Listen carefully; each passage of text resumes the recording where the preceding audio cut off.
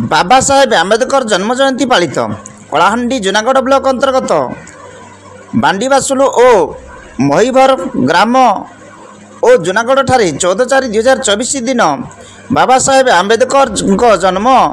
जयंती जूनागढ़ बहुजन समाज सभापति श्री रंजन जाल, उपदेष्टा आईनजीवी श्री हिमांशु बराड़, नरेंद्र खिती, रतन ढंगडा माझी,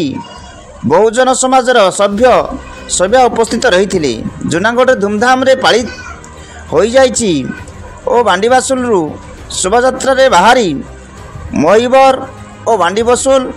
आंबेडकर छकठारे पहुँची रात्रि 8 घंटा समय रे बाबा साहेब प्रतिमूर्ति रे मालार्पण करी दीप प्रज्वलन करथिले। एथिरे बांडीबासुल और महिबर बहुजन समाज सभापति श्री देवाशीष करकार, समाजसेवी श्री हृदानंद नियालो, समिति सभ्या सुश्री मंजू सुनानी, प्रशांत सुनानी, समाज सेवी श्री बालेश्वर सुनानी, सुरेंद्र ठाकुर, सूरज बाग, शिक्षाविद श्री कैलाश बाग उपस्थित रही बाबा साहेब विषय रे अनुप्राणित होई समस्त को अवगत करथिले और मनोरंजन कार्यक्रम करा जाइथिला। जूनागढ़